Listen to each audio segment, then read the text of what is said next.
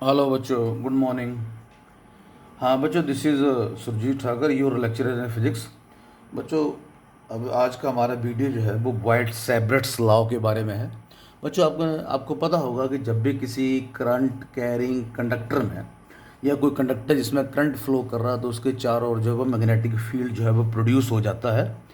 तो ये Boyd Savart's law जो होता है वो उसी काम के लिए it is use to determine the strength of the magnetic field at any point due to the current carrying conductor.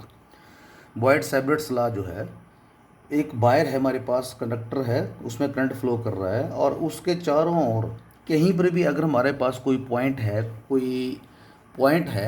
उस पॉइंट के ऊपर strength of the magnetic field कितना होगा, उसको जो है वो हम बॉयड सेब्रेट्स लॉ की हेल्प से जो है वो फाइंड आउट करते हैं। ठीक है, मान लीजिए हमारे पास ये वायर ले लो सपोज, और ठीक है, कंडक्टर है ये, और इस कंडक्टर में जो वो करंट आई फ्लो कर रहा है, राइट। और करंट आई की डायरेक्शन ले लो आप नीचे से ऊपर की तरफ। ठीक है बात। सपोज इस वायर के यहाँ पर कहीं पर भी कोई पॉइंट है पी, राइट। पी पॉइंट के ऊपर इस वायर के कारण कितना मैग्नेटिक फील्ड होगा वो वाइट सेब्रेट्स लॉ की मदद से निकाला जाएगा, राइट। तो इसको निकालने के लिए पहले हम इसका स्मॉल एलिमेंट लेंगे इसी वायर के ऊपर। ये वायर जो है बहुत लंबी है, इसका कोई हमने स्मॉल एलिमेंट ले लिया ए बी। ठीक है, ए बी। ठीक है, और मान लीजिए इस वायर की टोटल लेंथ एल ले लो और स्मॉल ए बी की लेंथ जो है वो डी एल के बराबर ले लो, सपोज कर लेते हैं।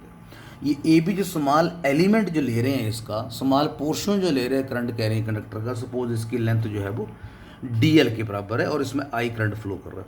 तो बच्चों, जब इसको आई इंटू डी एल करेंगे तो ये हमारे पास इसको बोलते हैं करंट एलिमेंट वेक्टर। ये करंट एलिमेंट, ठीक है, याद रखना इस चीज़ को। आइडियल जो होता है वो करंट एलिमेंट इसको बोलते हैं, राइट। अब आइडियल के कारण पॉइंट पी के ऊपर जो कितना मैग्नेटिक फील्ड, पहले हम ये निकालेंगे फिर पूरी वायर के कारण निकालेंगे। Suppose small length D L के कारण यहाँ पर मैग्नेटिक फील्ड जो है वो डी भी ले लो आप, राइट, जो कि वेक्टर क्वांटिटी होती है, याद रखना आपने।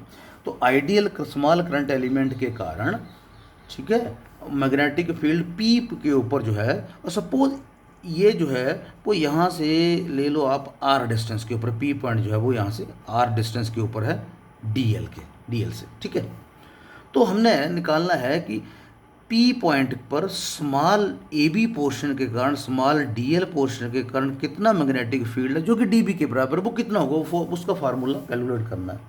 और सपोज ये डी पी पॉइंट जो है वो डी एल से जो है वो आर डिस्टेंस के ऊपर, राइट। ठीक है, तो ये जो है बच्चों तीन चार बातों पर डिपेंड करता है। तो ये डी बी की वैल्यू जो होती है वो एक तो डिपेंड करेगी डायरेक्टली प्रोपोर्शनल टू इसकी लेंथ। अगर इसकी लेंथ ज़्यादा होगी तो डी बी ज़्यादा होगा, लेंथ कम होगी तो डी बी कम होगा, क्योंकि उसकी पोर्शन के ऊपर आइडियल कितनी स्ट्रेंथ है, उस करंट एलिमेंट की कितनी स्ट्रेंथ है उस पर डिपेंड करती है। ठीक है, नंबर दो, D B directly proportional to I, current ज़्यादा होगा तो मैग्नेटिक फील्ड ज़्यादा होगा, अगर वो कम होगा तो कम होगा। ठीक है, और तीसरी बात है डी बी जो है that is directly proportional to sine of the theta. और थीटा जो है, theta is the angle between किसका, डी एल एंड आर, ये थीटा हमारे पास। ठीक है, डायरेक्टली प्रोपोर्शनल टू थीटा, और थीटा जो है that is angle, theta is angle between D L and R बोल सकते हैं, राइट। समझा की बात? ओके, तो और चौथा पॉइंट, डी बी जो है डायरेक्टली प्रोपोर्शनल टू 1/r²।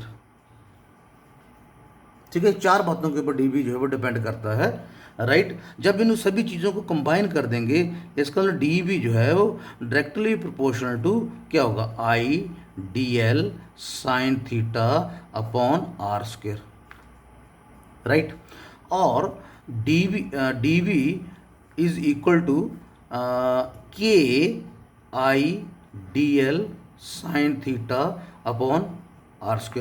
फिर K is the constant of proportionality. ठीक है, K is the constant of proportionality, और के जो है हमारे पास, K is also is equal to S I में, एस आई यूनिट में के की वैल्यू होती है, याद रखना आपने, μ0/4π होती है।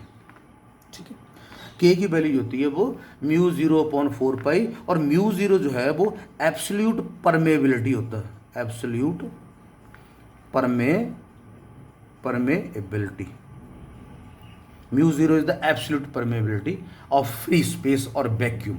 तो ऊपर वाली इक्वेशन को मैं ऐसे लिख सकता हूँ, D V is equal to mu zero upon 4 pi I D L sine theta upon R square. ठीक है, क्लियर हो की बात। और बच्चों अगर मैं इसकी वैल्यू निकालना चाहूँ in S I mu zero upon 4 pi जो होता है, इसकी वैल्यू जो होती है हमारे पास म्यू 0.4 पर 10⁻⁻⁷ के बराबर होती है अगर इसकी स्टैंडर्ड वैल्यूज़ होती हैं। अगर ये कांस्टेंट है 4 पाई कांस्टेंट है, म्यू ज़ीरो हमारे पास कांस्टेंट है जिसको एब्सोल्यूट परमेबिलिटी बोलते हैं। तो इन सारी चीज़ों को पुट करने के बाद हमारे पास इसकी वैल्यू आती है 10⁻⁷। अगर मैं यूनिट की बात करूँ तो इसका यूनिट आएगा टेस्ला मीटर पर एम्पियर, इसकी वैल्यू म्यू 0.4 पाई। तो ऐसे भी लिखते हैं, आपने याद रखना कि mu 0.4 pi is equal to 10⁻⁷ tesla metre per ampere, right. तो ये हमारे पास फार्मूला होता है किसी भी करंट कैरिंग वायर में किसी भी पॉइंट के ऊपर जो मैग्नेटिक फील्ड की जो वैल्यू निकाली जाती है वो आपने ये चीज़ की याद रखनी है।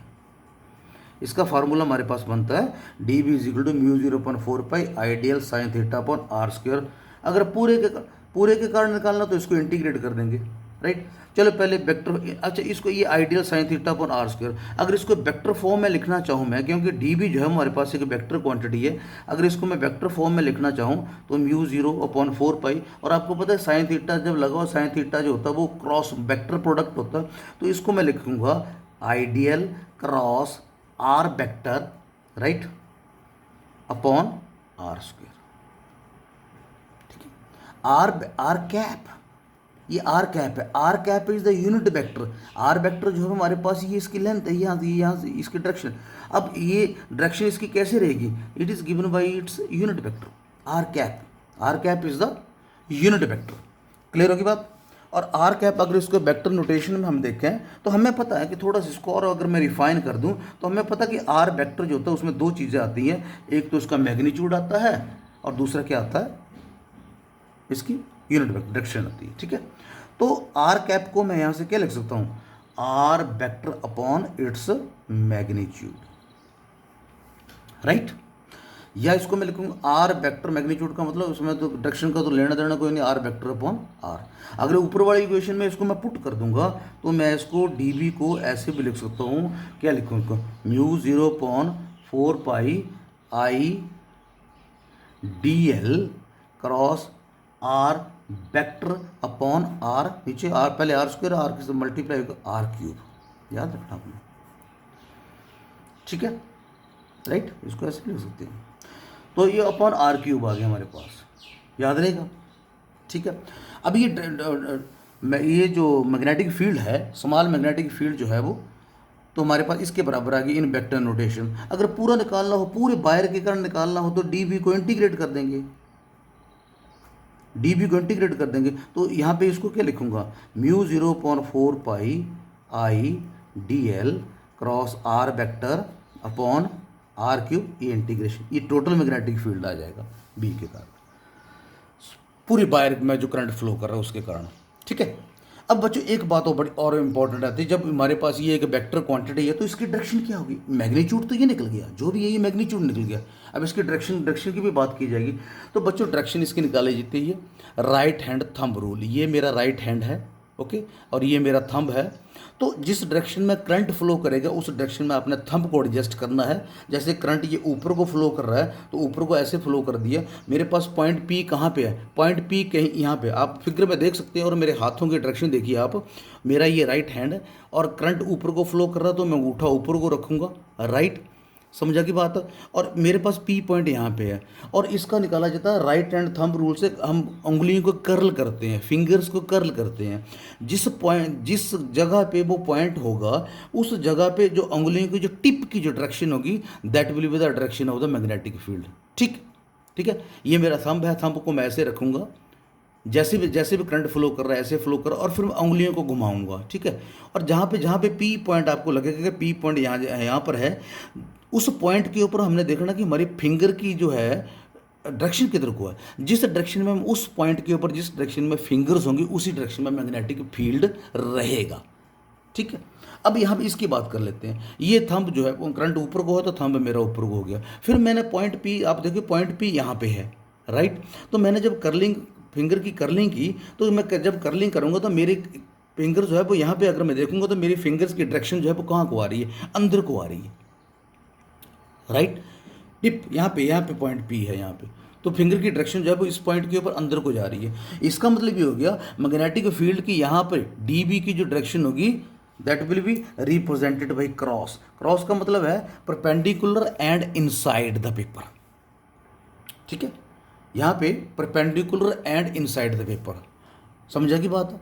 कर्लिंग की मेरी फिंगर्स की जो टिप की जो डायरेक्शन है पॉइंट पी के ऊपर वो अंदर को है, अंदर को मतलब inside the paper and perpendicular, right. अगर ये करंट नीचे को होता तो क्या होना था, तो डीबी की जो डायरेक्शन आनी थी वो ऊपर को आनी थी, perpendicular and outside the paper, right, ऊपर को जाएगी। क्लियर होगी बात। तो यहाँ पे डायरेक्शन जो निकाली जाती है that is calculated with the help of, that is find out with the help of right hand thumb rule, उसको बोलते हैं। क्लियर होगी बात, ठीक है। तो यहाँ पे इस केस में जब करंट ऐसे फ्लो करेगा तो डीबी की जो डायरेक्शन होगी that will be inside. Clear है बात। उसके बाद बच्चों एक एप्लीकेशन कर लेते हैं, यहाँ पे वाइट-सैबर्ट लॉ की एप्लीकेशन कर लेते हैं। मैग्नेटिक फील्ड निकालना है due to the infinitely long straight wire carrying current. मेरे पास एक लंबी स्ट्रेट वायर है, राइट, ये ले लो, ले लीजिए आप। डायग्राम बड़ी इंपॉर्टेंट होती है, ध्यान रखना आपने। सपोज ये जो है वो ए बी है, राइट। इसमें करंट आई फ्लो कर रहा है, ऊपर को फ्लो कर रहा है, मान लेते हैं ऊपर को फ्लो कर रहा है करंट आई, राइट। और सपोज इस पूरी वायर का सेंट्रल पॉइंट ओ ले लो आप, राइट। पी पॉइंट यहाँ पे ले लीजिए, मान लीजिए, ठीक है। पी पॉइंट यहाँ पे है और पी पॉइंट जो है वायर के सेंटर से सपोज ये जो है वो एक्स डिस्टेंस के ऊपर है, राइट। और ये इनफाइनेटली लॉन्ग वायर जो ये परपेंडिकुलर डिस्टेंस, ये मिनिमम डिस्टेंस जो है ओ से पी का है, सपोज ये एक्स के बराबर है। क्लियर होगी बात। ये मेरे पास लॉन्ग स्ट्रेट वायर है ए बी, इसमें करंट आई फ्लो कर रहा है, पी पॉइंट जो है वो वायर के यहाँ पे है जो कि इसके एक्स दूरी के ऊपर है, ठीक है।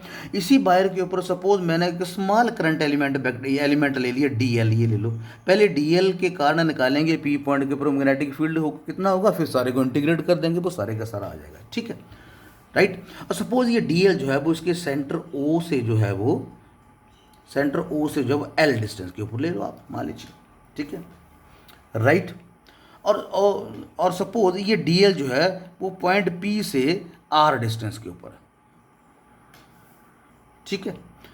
ये जो डीएल से जो है वो आर डिस्टेंस के ऊपर है, राइट। क्लियर होगी बात। तो वाइट-सैबर्ट लॉ क्या, और सपोज ये एंगल जो है वो फाई के बराबर ले लो आप, बाद में देखते हैं, ये एंगल फाई के बराबर है, राइट। वाइट-सैबर्ट लॉ क्या बोल रहा है कि डीएल के कारण जो स्मॉल जो मैग्नेटिक फील्ड होगा वो डीबी होगा and that will be equal to, जो कि अभी हमने किया 4πε0 I D L sine theta, लेकिन यहाँ पे phi I D L sine phi upon R square, right. Clear होगी बात। सपोज और ये पॉइंट सी मान के चलते हैं क्योंकि हमारे पास ये राइट एंगल ट्राइंगल बने, ये भी 90 डिग्री का एंगल है, तो हमारे पास ये ट्राइंगल पी ओ सी जो है वो एक राइट एंगल ट्राइंगल है, राइट, पी ओ सी। तो पी ओ सी ट्राइंगल से आप चलिए हम देखते हैं साइन फाई किसके बराबर आ रहा, ये यहाँ पे साइन फाई आ रहा है, साइन फाई की वैल्यू निकालते हैं इससे। तो बच्चों क्या इस base upon hypotenuse X upon R नहीं होगा ये। और सपोज ये एंगल जो है वो थीटा ले लो आप, ये एंगल फाई, ये एंगल थीटा, तो साइन फाई जो है वो एक्स अपॉन आर आ रहा है। तो अगर इन टर्म्स ऑफ थीटा देखें तो ये जो होगा एक्स अपॉन आर जो होगा वो कॉस थीटा के बराबर भी होगा इसी में। साइन फाई, यहाँ पे साइन फाई किसके बराबर आ गया, सॉरी परपेंडिकुलर, ये फाई है ना, फाई के सामने परपेंडिकुलर होता है, perpendicular over hypotenuse, base upon वो नहीं, ये फाई है, फाई के सामने ये perpendicular over hypotenuse X upon R. और अगर ये मैं थीटा लेके चलूँ तो थीटा इसके लिए परपेंडिकुलर ये बन जाएगा, तो ये बेस बन जाएगा, तो बेस एक्स अपॉन आर जो होगा वो कॉस थीटा के बराबर होगा, राइट। क्लियर होगी बात। यहाँ से अगर मैं आर लिखना चाहूँ तो आर को मैं लिख सकता हूँ x upon cos theta. Clear बात क्लियर है आपको, समझ आ गई बात। आल्सो अगर मैं यहाँ से अगर मैं टेंजेंट थीटा निकालूंगा तो किसके बराबर आएगा, टेंजेंट थीटा, ये एल है ये एक्स है, तो tangent theta is L upon x. क्योंकि यहाँ पे फार्मूले में एल आ रहा, डी एल आ रहा, तो इसलिए एल निकालने की, टेंजेंट थीटा निकालने की जरूरत पड़ी।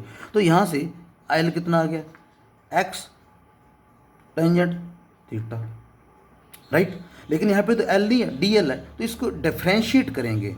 इसको डिफ्रेंशिएट जब बच्चों करेंगे तो ये हमारे पास एक्स और टेंजेंट थीटा का डिफ्रेंशिएशन होता है वो सीकेंड स्क्वायर थीटा डी थीटा होगा।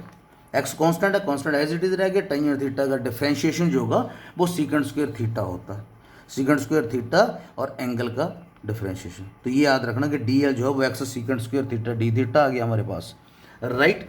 इन सभी वैल्यू को 1 में पुट कर दीजिए। तो डी बी किसके बराबर आ गया हमारे पास, डी बी आ गया म्यू 0/4 पाई आई, फिर किसके, फिर डी एल की जगह पे मैं लिख दूंगा x secant square theta D theta, right, और इंटू साइन फाइव जो है वो कॉस थीटा के बराबर ओवर आर स्क्वायर। आर हमारे पास X upon cos square theta, तो आर स्क्वायर अगर मैं करूँगा तो it will be X square upon cos square theta, right, X square upon cos square theta. तो बच्चों जब इसको मैं सॉल्व करूँगा तो एक्स से एक्स ये कट गया, राइट, सेकंड स्क्वायर थीटा से कॉस स्क्वायर थीटा कट जाएगा, रेसिप्रोकल होते हैं एक दूसरे के। तो बच्चों हमारे पास कितना आ जाएगा, mu 0/4 pi I cos theta D theta upon X, याद रखना आपने, ये डीवी की वैल्यू आ गई, राइट। स्मॉल एलिमेंट डीएल के कारण जो मैग्नेटिक फील्ड आ रहा है वो mu 0/4 pi I cos theta D theta upon X के बराबर आ रहा है। लेकिन हमने तो पूरी वायर के कारण निकालना है, ठीक है। सपोज इस वायर का ये लोअर पॉइंट है, सपोज ये वायर जो है वो ये इसका ये एंड पॉइंट, इसके साथ एंगल, ये टोटल एंगल जो बन रहा है ये ले लो आप θ1, और इसके टॉप का जो एंगल इसके पी पॉइंट के साथ बन रहा है इसको ले लो आप θ2, ठीक है। तो इसका मतलब क्या हो गया, ये कहाँ से कहाँ तक वेरी कर रहा है। जब इसको इंटीग्रेट करेंगे तो कहाँ से कहाँ तक, ये यहाँ से θ1 से लेके θ2, लेकिन θ1 नीचे होगा θ2 ऊपर होगा, तो मतलब कहाँ से कहाँ तक वेरी कर रहा है। इसकी लिमिट क्या चलेगी, -θ1 टू θ2। इंटीग्रेशन ये कहाँ से कहाँ तक हमने इस पूरी लेंथ का इंटीग्रेट करना ना, पूरी लेंथ का मतलब -θ1 टू, क्योंकि थीटा यहाँ पे चल रहा है, डी थीटा चल रहा है, तो ये थीटा की हमें लिमिट लेनी पड़ेगी। थीटा -θ1 टू प्लस θ2, प्लस मैं अगर लिख दूँ तो मैं ऐसे लिख दूँ, तो हमारे पास डी बी किसके बराबर आ गया, b is equal to -θ1 to θ2 और dv का इंटीग्रेशन, राइट। ये आ जाएगा हमारे पास, वैल्यू पुट कर दो -θ1 टू θ2, इसकी वैल्यू पुट कर दो mu 0/4 pi I cos theta D theta upon X, ठीक है। तो जो चीज़ कांस्टेंट उसको बाहर निकाल लो, म्यू 0/4 पाई आई और -θ1 to plus θ2 cos theta D theta, right, और एक्स भी कांस्टेंट तो एक्स भी बाहर निकल गया था।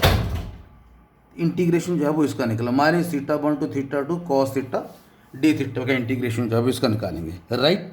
तो इसका इंटीग्रेशन जब निकालेंगे तो इसको मैं अलग से करके बता देता हूँ कि -θ1 टू θ2 का, यहाँ पे देख लीजिए -θ1 टू θ2 का इंटीग्रेशन जब कॉस थीटा ना, यहाँ पे कॉस थीटा डी थीटा का इंटीग्रेशन निकालेंगे तो ये कॉस थीटा का इंटीग्रेशन होगा हमारे पास साइन थीटा, और साइन थीटा की लिमिट जो होगी वो -θ1 टू θ2, जब इसको पुट कर देंगे तो ये आएगा साइन θ2 माइनस साइन θ1, ये माइनस का साइन, ठीक है, ये चीज़ आ जाएगी।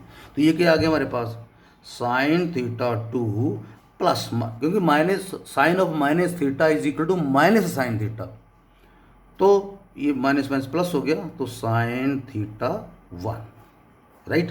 अगर इसको मैं पूरा लिखूं तो ये क्या आ जाएगा, mu 0I/4 pi X into sine θ2 plus sine θ1, okay, clear की बात। तो ये हमारे पास आंसर आ गया, this is the answer. Long straight wire के कारण फाइनाइट लेंथ है ए टू बी। अगर इसकी मान लीजिए कंडीशन ले लेते, if the straight wire is infinitely long, अगर ये स्ट्रेट वायर हमारे पास इनफाइनाइटली लॉन्ग है तो क्या होगा हमारे पास, देखिए अगर इनफाइनाइटली लॉन्ग है तो बी पॉइंट कहीं यहाँ पे होगा, ए पॉइंट कहीं ऊपर होगा, तो जब हम θ1 टू θ2 लेंगे तो ये ऑलमोस्ट ही इक्वल टू 90 डिग्री बन जाएगा, ठीक है। जब बी पॉइंट और ए पॉइंट बहुत दूर होंगे तो थीटा वन जो होगा, मतलब कहीं यहाँ पे कहीं पे आएगा, तो हम उस वक्त क्या होगा, थीटा वन और थीटा टू जो होगा that will be equal to for infinitely long, for infinitely long wire theta one is equal to theta two is equal to pi by two 90 degree. जब इस चीज़ को पुट करेंगे तो हमारे पास B किसके बराबर आ गया, B is equal to mu zero I upon 4 pi X sine theta two sine 90 plus sine 90 क्या आ जाएगा हमारे पास 1 प्लस 1 इधर आ जाएगा 2। मैं सीधा लिख रहा हूँ, ठीक है। अगर इसको मैं इकट्ठा करके लिखूँ, प्रॉपर करके लिखूँ, तो mu zero upon 4 pi 2 I upon X, B is answer. आपने याद रखना बच्चों ये फार्मूला, केवल न्यूमेरिकल में आता है। इनफाइनाइटली लॉन्ग वायर है, आपको एक्स वगैरह आई वगैरह दिया होगा तो आपको ये फार्मूला पता होना चाहिए। तो बी जो है that is mu 0.4 pi 2 I upon x for infinitely long wire, right. ये तो इसका मैग्नीट्यूड आ गया। अब इसकी जहाँ तक डायरेक्शन की बात है, तो डायरेक्शन भी यहाँ पर, इसकी डायरेक्शन भी क्या रहेगी, वही बात अगर डायरेक्शन निकालेंगे तो मैं करंट ऊपर को जा रहा था, सब मेरा थंब ऊपर को, कर्लिंग और फिंगर करेंगे तो पी पॉइंट कहीं यहाँ पे आ गया, तो मेरी फिंगर जो है वो अंदर को जा रही है। इसका मतलब अगर ऐसे है ना एक्चुअली सिचुएशन पेपर के ऊपर ऐसे है, तो पी पॉइंट कहाँ पे, कहीं यहाँ पे इस तरफ है, तो मेरी फिंगर्स कहाँ जा रही है, मेरी फिंगर अंदर को जा रही है, inside the paper and perpendicular to the paper. तो अगर करंट जो है वो नीचे से ऊपर की तरफ जा रहा है, ऐसे जा रहा है, बी टू ए जा रहा है, ऊपर को जा रहा है, तो मैग्नेटिक फील्ड की जो डायरेक्शन होगी that is inside the paper. अगर उल्टा होगा तो अबव होएगा, आपकी तरफ आ जाएगा। तो ये बच्चों इसकी एक बॉयड-सैब्रेट लॉ की ये एक इंपॉर्टेंट एक एप्लीकेशन थी, और बड़ी इंपॉर्टेंट एप्लीकेशन है। समटाइम एग्ज़ाम में इसको जो है वो कई बार एग्ज़ाम में ये आई है। तो हम यूँ बोल सकते हैं कि हमारा यहाँ पे इसका आ गया मैग्नीट्यूड, और राइट हैंड थंब रूल की मदद से इसकी जो डायरेक्शन होगी that will be directed into the plane of paper, ठीक है। तो ये हमारे पास एक एप्लीकेशन और बॉयड-सैब्रेट लॉ के बारे में है। Okay, thank you.